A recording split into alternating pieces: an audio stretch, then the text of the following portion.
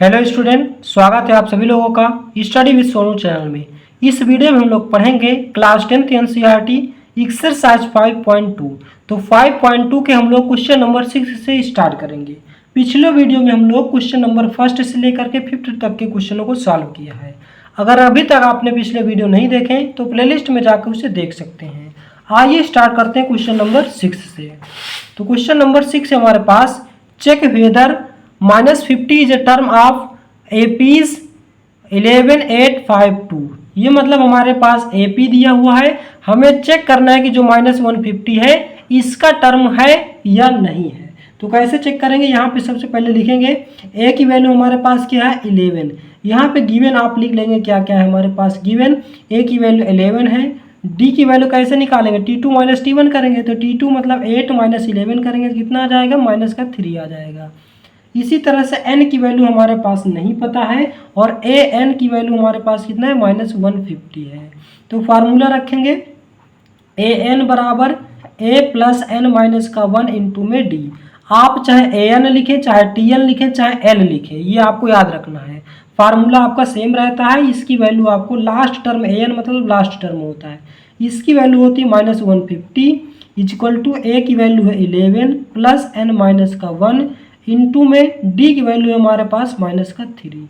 ये 11 इस side plus में तो इस साइड माइनस में आ जाएगा, तो प्लस हो जाएगा तो 150 में 11 ऐड कर देंगे तो 161 आ जाएगा। तो यहाँ पे हो जाएगा -161 इक्वल टू n माइनस का 1 इंटू में मल्टीप्लाई -3। ये मल्टीप्लाई -3 तो इधर आएगा डिवाइड में हो जाएगा। तो आप ऐसे लिख सकते हैं -1 इक्वल टू -161 अपान में -3। इससे इसको डिवाइड कर देंगे तो ये +1 हो जाएगा इधर। यहाँ पे ध्यान दीजिएगा n इक्वल टू क्या आ जाएगा 161 अपान में 3 प्लस 1 आ जाएगा। तो यहाँ पे एलसीएम लेके सॉल्व करेंगे तो 3 आ जाएगा 164 अपान में आ जाएगा 3।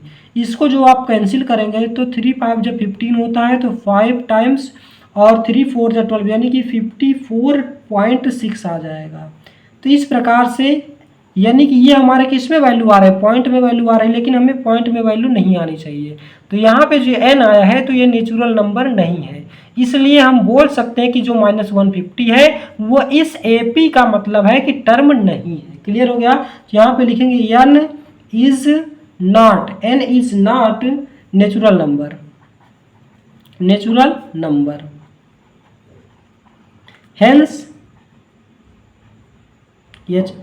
hence -150 is not a term of APs। Clear हो गया। इससे ये सिद्ध हो गया या प्रूफ हो चुका है कि जो 150 है वो AP का टर्म नहीं है। अगर ये नेचुरल नंबर आता, पॉइंट में ना आता, तो ये AP का टर्म होता। क्लियर हो गया। तो क्वेश्चन नंबर 6 आपको समझ में आ गया होगा। अब हम बात करते हैं क्वेश्चन नंबर 7 की। तो क्वेश्चन नंबर 7 है कि if -30 first is the term of an AP whose 11th term is 38। यहाँ पे ध्यान दीजिएगा, हमें निकालना क्या है, गिवन हमारे पास यहाँ पे चाहे आप t के फॉर्म में लिखिए चाहे an के फॉर्म में लिखिए। हम मान लेते हैं इसको t के फॉर्म में लिखते हैं। T31 हमें निकालना है, चाहे आप A31 लिख सकते हैं, कोई प्रॉब्लम नहीं है, जो आपको समझ में आए वो कर सकते हैं। यहाँ पे बोला 11th टर्म, तो हम लिखेंगे T11। टर्म मतलब t से टर्म को डिनोट करते तो आप t लिखेंगे तो ज़्यादा इजी पड़ जाएगा। तो T11 की वैल्यू कितना दिया है, T11th टर्म इज द 38, मतलब ये 38 दिया है। करें 16th टर्म इज 73, मतलब है कि T16th इक्वल टू कितना दिया है 73। और हमसे क्या निकालने को बोल रहा है, T31 की वैल्यू निकालने को बोल रहा है। क्लियर हो गया। अब जब हम सब जगह t की वैल्यू लिए हैं तो हम क्या करेंगे, यहाँ पे t के इक्वेशन में मतलब t की वैल्यू रखेंगे। तो T11 इक्वल टू क्या हो जाएगा, a प्लस, यहाँ पे Tn होता है तो a प्लस n माइनस 1, तो n की वैल्यू क्या है 11 माइनस का 1 इंटू में d आ जाएगा। T11 की वैल्यू है 38, तो यहाँ पे 38 आ जाएगा। a प्लस 11 में से 1 जाएगा 10d। ये इक्वेशन आपका आ चुका है फर्स्ट। यहाँ पे देख लीजिए, आप डायरेक्ट लिख सकते हैं, जब 11 की वैल्यू आ गए तो a प्लस 10d लिख सकते हैं। जैसे यहाँ पे T16 की वैल्यू निकालना है तो a प्लस 15d आप लिख सकते हैं। तो t अगर आप 16 की वैल्यू निकालना चाहें तो a प्लस यहाँ पे 16 माइनस 1 हो जाएगा और इंटू में डी हो जाएगा। और T16 की वैल्यू क्या है 73 है और A प्लस कितना आ गया 15 डी आ चुका है। यहाँ पे आप देख सकते हैं प्लस 15 डी आ चुका है। अब आप क्या करिए, कोई एक इक्वेशन से दूसरा इक्वेशन माइनस कर देंगे और हमें A और D की वैल्यू निकाल लेंगे। तो यहाँ पे लिखेंगे सेकेंड माइनस क्या कर देते हैं फर्स्ट। क्लियर हो गया, सेकेंड इक्वेशन से फर्स्ट को माइनस कर देते हैं। तो A plus 15D equal to कितना है 73 है और यहाँ पे है A plus 10D equal to 38 minus करेंगे तो सिंबल चेंज हो जाएगा, माइनस माइनस माइनस, ये वैल्यू कैंसिल हो जाएगा। 15 में से 10 जाएगा तो 5D आ जाएगा, इधर आ जाएगा 13 में से 8 जाएगा तो 5 आ जाएगा, 6 में 3 जाएगा 3। तो यहाँ से कैंसिल करेंगे तो D की वैल्यू क्या निकल कर आ जाएगी 7 आ जाएगी।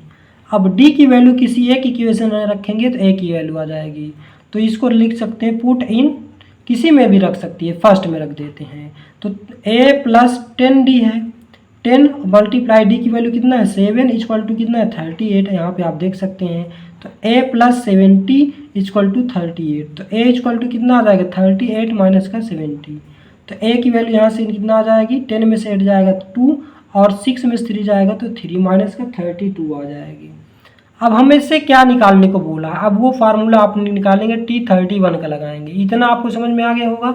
अब यहाँ पे थोड़ा सा हम इसको आगे करेंगे, हमें T31 चाहिए तो हम T31 का फार्मूला लगाएंगे। क्या होता है A plus n minus 1, n की वैल्यू कितना है 31 माइनस D 1 इंटू में क्या आ जाएगा D आ जाएगा और T31 इक्वल टू A की वैल्यू कितना है माइनस 32 प्लस 31 में से 1 माइनस करेंगे तो 30 आ जाएगा, मल्टीप्लाई D की वैल्यू कितना है 7। तो यहाँ पे जब आप सॉल्व करेंगे माइनस 32 और प्लस में कितना आ जाएगा, यहाँ पे आ जाएगा 210। क्लियर हो गया। तो जब आप इससे इसको माइनस करेंगे तो कितना आ जाएगा T31 की वैल्यू आ जाएगी, 10 में से 2 जाएगा कितना आ जाएगा 8 और यहाँ पे बचा 10 में से 3 जाएगा 7, यानी कि 178 आपका T31 की वैल्यू आ रही है। इस प्रकार से आप इसको सॉल्व करेंगे। तो ये क्वेश्चन आपको अच्छे से समझ में आ गया होगा। क्वेश्चन का सलूशन आप देख सकते हैं फिर से। तो T31 की वैल्यू हमें निकालनी थी और T11 जो यहाँ पे दिया रहेगा उसी को फार्मूला बनाना पड़ेगा। तो T11 दिया तो T11 का फार्मूला बनाए, T16 दिया तो T16 का फार्मूला।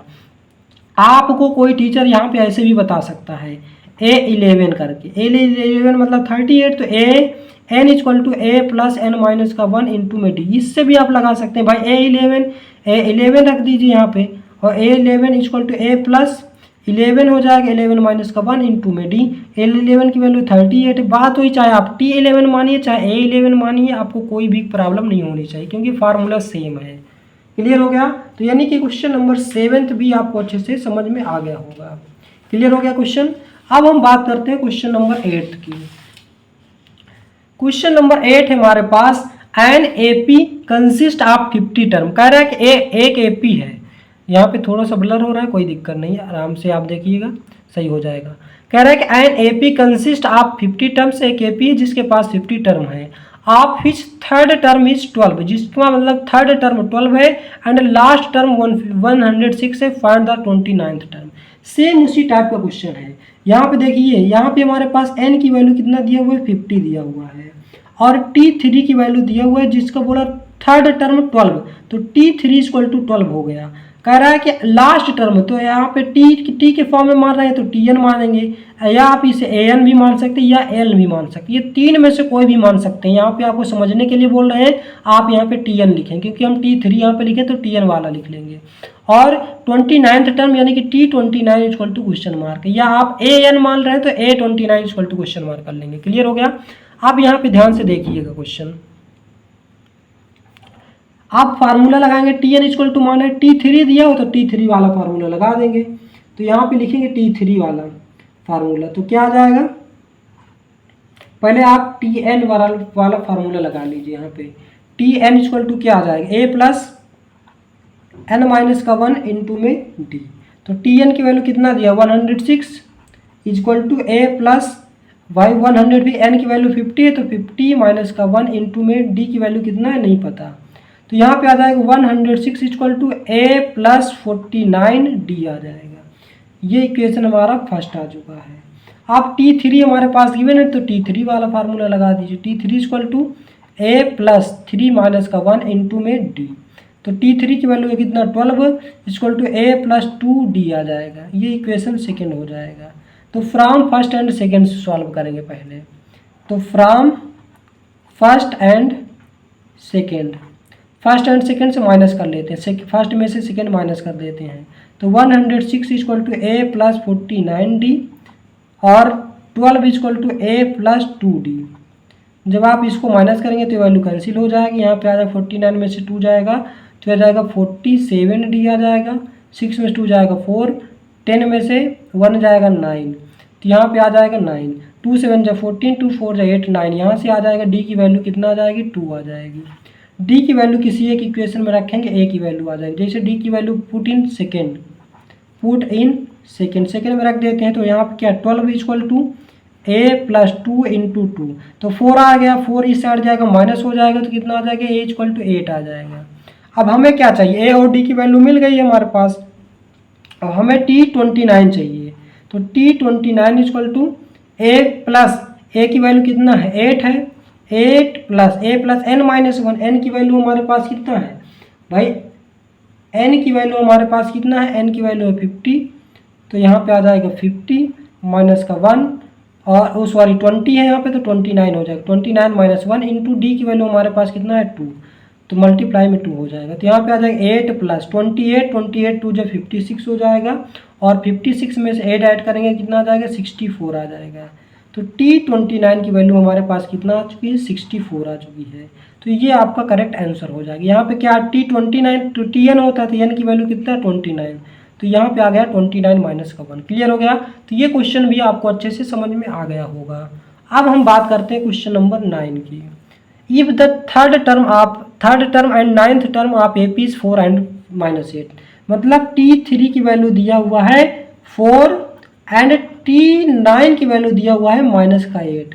कह रहा है कि respectively which term of A P is 0, कौन सा टर्म ए पी का 0 होगा, मतलब ए एन की वैल्यू दिया है 0। क्लियर हो गया क्वेश्चन। अब यहाँ पे इन दोनों इक्वेशन को आप लगाएंगे पहले। तो T3 की वैल्यू निकालेंगे, T3 equal to A plus n minus 1 होता है, तो 3 माइनस 1 यानी कि 2D हो जाएगा। इसको आप अब डायरेक्ट करना सीख लीजिए। T9 की वैल्यू निकालेंगे, यहाँ पे लिखेंगे, सॉरी अभी यहाँ पे T3 की वैल्यू रख लीजिए, तो 4 equal to A plus 2D आ जाएगा। ये हमारा इक्वेशन फर्स्ट आ गया। T9 का भी इसी तरह निकालेंगे, तो T9 इक्वल टू क्या आ जाएगा ए प्लस 9 माइनस 1 कितना आ जाएगा 8D आ जाएगा। तो T9 की value minus 8 equal to A plus 8D आ जाएगा। Equation number second. अब यहाँ से फर्स्ट एंड सेकेंड इक्वेशन से आप क्या करेंगे, वैल्यू निकालेंगे। तो from first and second minus कर दीजिए, तो यहाँ पे लिखेंगे सेकेंड माइनस का फर्स्ट। सेकेंड हमारे पास minus 8 equal to A plus 8D। First हमारे पास 4 equal to A plus 2D।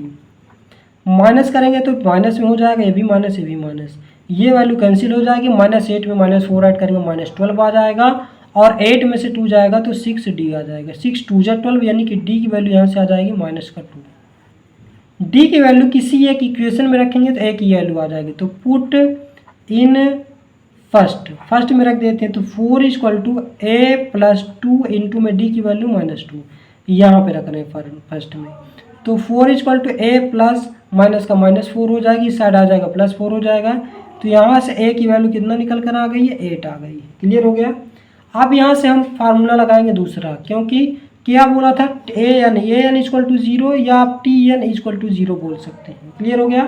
तो Tn इक्वल टू क्या हो जाएगा ए प्लस n माइनस का 1 इंटू में 0, और Tn की वैल्यू क्या दिया है 0 दिया है, तो यहाँ पे 0 हो जाएगा।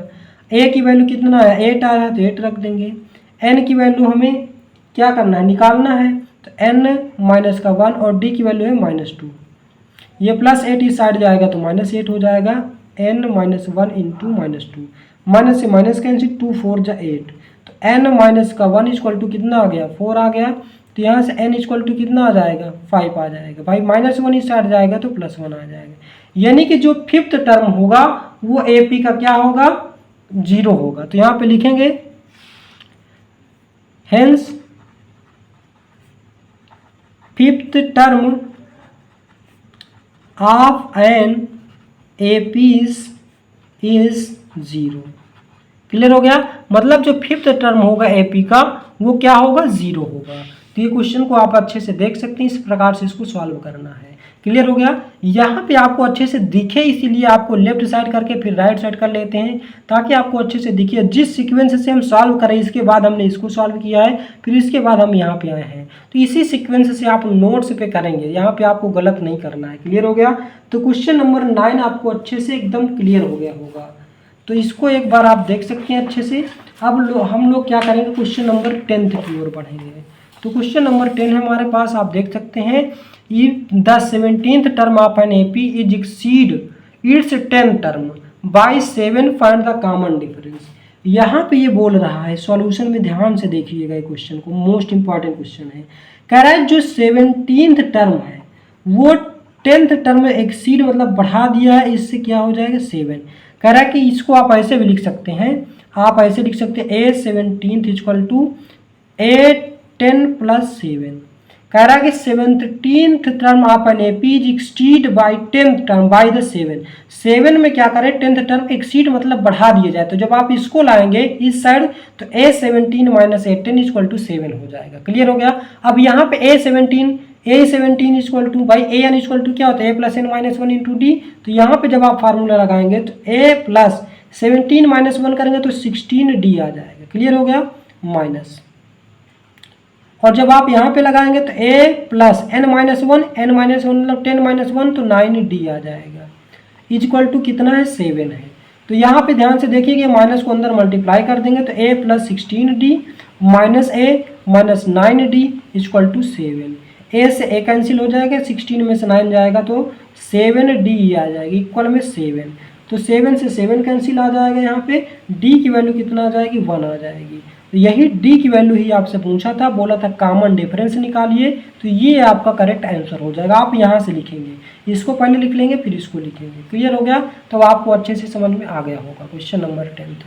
अब क्वेश्चन नंबर 11 के पास चलते हैं। 11 कह रहा है which term of the APs will be 132 more than it's 54th term. थोड़ा सा बड़ा है, यहाँ पे ध्यान से देखिएगा। पहले हमारे पास A की वैल्यू कितना दिया हुआ है 3 और D की वैल्यू कितना दिया हुआ है 15 माइनस 3 इक्वल टू आ जाएगा 12। और यहाँ पे फार्मूला लगाएंगे Tn equal to A plus n minus का 1 इंटू में D। तो Tn इक्वल टू क्या आ जाएगा, Tn A की वैल्यू कितना है 3 प्लस n माइनस 1, n की वैल्यू नहीं पता तो n माइनस 1 इंटू D की वैल्यू कितना है 12। तो यहाँ पे मल्टीप्लाई कर लेंगे तो 12n हो जाएगा माइनस का 12 हो जाएगा। तो Tn इक्वल टू क्या आ जाएगा 12n, और 12 में से 3 माइनस करेंगे तो माइनस का 9 आ जाएगा। तो ये हमारे पास Tn की वैल्यू आई है। अब हम फार्मूला लगाएंगे T54, क्योंकि यहाँ पे बोला है ना कि कौन सा टर्म T54 मोर देन, तो यहाँ पे लिखेंगे T54 equal to A plus 54 minus का 1 इंटू में D। तो यहाँ पे आ जाएगा A प्लस 53D आ जाएगा यहाँ से। तो A की वैल्यू हमारे पास 3 है और 53 हो जाएगा, D की वैल्यू है 12। तो यहाँ पे आ जाएगा 3 प्लस 636 आ जाएगा, स्क्वायर करेंगे 639 आ जाएगा। तो ये हमारे पास T54 की वैल्यू आ चुकी है। इस प्रकार से आप T54 की वैल्यू निकाल लेंगे। अब फिर से आप फार्मूला लगाएंगे Tn इक्वल टू क्या आ जाएगा 132 कह रहा है 132 मोर देन इट्स, यहाँ पे क्या कर लेंगे T54 लिख लेंगे। तो Tn इक्वल टू क्या आ जाएगा, Tn की वैल्यू क्या 12n, यहाँ पे लिखेंगे 12n माइनस का 9 इक्वल टू 132 प्लस 639 आ जाएगा। तो यहाँ पे आ जाएगा 12n इज इक्वल टू, इसको आप ऐड करेंगे तो कितना आ जाएगा, ये माइनस 9 उस साइड प्लस हो जाएगा तो प्लस इन सभी को ऐड कर लेंगे तो 780 आ जाएगा। तो इसको माइनस करें डिवाइड करेंगे तो सॉरी यहाँ पे आपको दिख नहीं रहा था, n इक्वल टू इन सभी को हमने प्लस कर लिया, इसको माइनस 9 भी हट जाएगा तो प्लस 9, तो पूरा 780 आ गया। अब n से 12 से कैंसिल कर देंगे, 12 6 जा 72 और 12 5 जा 60, तो ये n की वैल्यू 65 आ गया। हमसे पूछा था तो यहाँ पे हम क्या लिखेंगे, हेंस 65th टर्म, जो 65th टर्म होगा यहाँ पे हमारे पास वो क्या होगा, रिक्वायर्ड होगा इसके लिए। क्लियर हो गया। तो ये क्वेश्चन है आपका, थोड़ा सा यहाँ पे डिफिकल्ट क्वेश्चन, इसको आप अच्छे से देख लेंगे कौन कौन से टर्म आपको निकालने पहले, इसी प्रकार से आपको इसको सॉल्व करना है। तो क्वेश्चन नंबर 11 भी आपको अच्छे से समझ में आ गया होगा। अब हम बात करते हैं क्वेश्चन नंबर 12 की। थोड़ी बड़ा चैप्टर है, एक्सरसाइज बड़ी है, तो हम लोग क्या करेंगे, टोटल इसको 3 पार्ट में करेंगे। फर्स्ट पार्ट हम लोग कंप्लीट कर चुके थे पहले, फर्स्ट से 5th क्वेश्चन। आज हम लोग 6 से 13 क्वेश्चन तक करेंगे, उसके बाद नेक्स्ट वीडियो में हम लोग एंड कर देंगे इसका। क्वेश्चन नंबर 12 हमारे पास, if 2 APs have the same common difference, the difference between their 100 term is 100, what will be difference between their 1000 terms. अब बताइए, अगर 100 टर्म्स है, कॉमन डिफरेंस 100 ही है, तो चाहे आप थाउजेंड्स का निकालें, चाहे आप 1000 10,000 टर्म का निकालेंगे, तो सभी के बीच में गैप तो सेम ही रहेगा भाई, गैप तो चेंज नहीं होना। तो यही क्वेश्चन बोल रहा है, आप डायरेक्ट क्या कर सकते हैं, 100 आप आंसर लगा सकते हैं, लेकिन यहाँ पे हमको क्या करना पड़ेगा, सोल्यूशन देना पड़ेगा, इसलिए आपको सॉल्व करना है। ऑब्जेक्टिव आ जाता है तो आप डायरेक्ट इस तरह सॉल्व कर लेंगे। यहाँ पे लिखेंगे let small T and capital T be the first term of 2 APs, first term of 2 APs and D be the common difference, common difference. भाई अगर आप ऐसे समझ लीजिए 1 2 3 4 5 ये कोई AP लिखा हुआ है और इन सभी के बीच में 1 1 का गैप है, तो चाहे आप 10,000 टर्म का पूछें, चाहे आप 5,000 टर्म का बीच में मतलब पूछें, तो ये सभी के बीच में गैप कितने का ही रहेगा, कॉमन डिफरेंस तो 1 का ही रहेगा। वही हमारा ये क्वेश्चन पूछ रहा है। तो यहाँ पे कितना आ जाएगा, T100 माइनस कैपिटल T100, तो दोनों के बीच का जो कह रहा है डिफरेंस है कितना है, 100 है। तो जब आप T100 क्या हो जाएगा, A plus n minus 1 into D नहीं होता है, तो T प्लस n माइनस 1 यानी कि 100 माइनस 1 इंटू यानी कि 99D हो जाएगा। इसी तरीके से इसको निकालेंगे तो T प्लस 99D हो जाएगा। तो यहाँ पे भी इसका कितना आ जाएगा, 100 हो जाएगा। ये आपका 99 ये पूरा हो जाएगा। स्मॉल टी यानी कि कैपिटल डी ये मल्टीप्लाई कर लेंगे यहाँ पे, माइनस ये भी माइनस में हो जाएगा, तो ये वैल्यू कैंसिल हो जाएगा। Small T minus capital T equal to क्या आ गया, 100। तो यहाँ से आप बोल सकते हैं चाहे आप T1000 का निकालें और चाहे आप T1000 का निकालें, इन दोनों के बीच का भी जो डिफरेंस होगा हमेशा क्या होगा, 100 ही होगा। तो ये आपका क्वेश्चन इस प्रकार से सॉल्व कर लेना, बस हो गया। यहाँ पे आपको दिक्कत हो रहा है कि कैंसिल कैसे हो गया, इसको आप जब तोड़ेंगे तो ब्रैकेट में रखेंगे तो T प्लस 99D, तो जब ये मल्टीप्लाई होगा तो माइनस T और माइनस 99D होगा। ये स्मॉल टी कैपिटल T है इसलिए ये कैंसिल नहीं होगा कि आप सोचें कि इसको भी कैंसिल कर दे, दोनों T है, तो ये स्मॉल टी कैपिटल T इसलिए कैंसिल नहीं होगा। तो क्वेश्चन आपको 12 अच्छे से देख लिए होंगे, क्वेश्चन आपको अच्छे से समझ में आ गया वो आप इस एग्जांपल से समझ लिए। जैसे यहाँ पे 6 टोटल 5 टर्म है, सभी के बीच में डिफरेंस कितने का, 1 का, तो चाहे आप 10,000 टर्म का निकालेंगे चाहे कि 5,000 टर्म का निकालेंगे तो भी आपका डिफरेंस कितना रहेगा, 1 ही रहेगा। क्यों, क्योंकि आप इसके आगे लिखेंगे, क्या लिखेंगे, 6 लिखेंगे, 7 लिखेंगे, 8 ऐसे ही तो लिखते जाएंगे, तभी तो टर्म बढ़ता जाएगा। तो सभी के बीच में डिफरेंस क्या रहेगा, सेम रहेगा। तो इसीलिए यहाँ पे आंसर कितना आ जाएगा, आंसर हमारा 100 आ जाएगा। अब बात करते हैं क्वेश्चन नंबर 13 की, how many 3 digit number divisible by 7। कह रहा है कि 7 से कितने नंबर ऐसे हैं जो 3 से डिविजिबल हो जाएंगे, 3 डिजिट नंबर। भाई 3 डिजिट नंबर कहाँ से स्टार्ट होते हैं, 100 से, तो 100 तो 7 से डिविजिबल होगा नहीं, फिर डायरेक्ट आपका 105 7 से डिविजिबल होगा, इसी तरह से 112 7 से डिविजिबल होगा, 119 7 से डिविजिबल होगा, डैश और 3 डिजिट टर्म कौन सा होता है, 99 होता है, 999, तो ये भी 7 से डिविजिबल नहीं होगा, तो लास्ट में कौन सा आपका डिविजिबल होगा, 994 होगा। तो ये आपकी AP बनेगी। अब यहाँ से आप क्या लिखेंगे, A इक्वल टू आपको 105, D की वैल्यू तो आपको बोला है कि 7 है, तो ये आ जाएगा 7, और यहाँ पे आपकी और TN की वैल्यू क्या है, 994, या AN लिखें क्योंकि AN का फार्मूला लगाएंगे तो AN लिखेंगे, TN का फार्मूला जो लगाएंगे T लिखेंगे। तो यहाँ पे लिखेंगे TN equal to A plus N minus का 1 इंटू में D। तो TN की वैल्यू है 994, A की वैल्यू है 105 प्लस n माइनस 1, n की वैल्यू नहीं पता हमारे पास, D की वैल्यू पता है 7। ये वैल्यू प्लस में तो इस साइड आ जाएगी, माइनस में आ जाएगी, 994 minus 105 equal to n minus का 1 इंटू में 7। क्लियर हो गया। तो यहाँ पे आप माइनस करेंगे तो 14 में से 5 जाएगा 9 आ जाएगा, 8 में से 0 जाएगा 8, 9 में से 1 जाएगा 8। क्लियर। तो इक्वल टू n माइनस का 1 इंटू में 7। अब आप 7 से यहाँ डायरेक्ट काट दीजिए, चाहे नीचे ले जाइए तो यहाँ से काट दीजिए।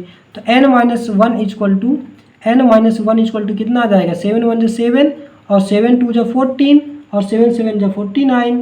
तो यहाँ पे कितना आ जाएगा, 127 आ जाएगा। तो n इक्वल टू -1 उसाड़ जाएगा तो +1 हो जाएगा, तो 120 का 8 आ जाएगा। क्लियर हो गया। यानी कि जो इसमें नंबर आप टर्म कितने होंगे, कितने नंबर होंगे जो 7 से डिविजिबल होंगे, तो 128 नंबर ऐसे होंगे जो 7 से डिविजिबल होंगे। तो ये क्वेश्चन नंबर 13 भी आपको समझ में आ गया होगा। दोस्तों वीडियो की लेंथ लंबी ना हो जाए इसीलिए हम लोग इसको यहीं पे समाप्त करेंगे। वीडियो आपको कैसा लगा इसका जवाब आप हमें कमेंट बॉक्स में देंगे। यदि आप हमारे चैनल पे नए हैं तो चैनल को सब्सक्राइब करें, वीडियो को लाइक करें और ज़्यादा से ज़्यादा शेयर करें। लास्ट वीडियो में हम लोग क्या करेंगे, नेक्स्ट वीडियो में हम लोग क्वेश्चन नंबर 14 से 20 तक करेंगे, तो आपकी ये एक्सरसाइज कंप्लीट होगी। तो आज का वीडियो बस यहीं तक, मिलते हैं नेक्स्ट वीडियो में। जय हिंद, जय भारत।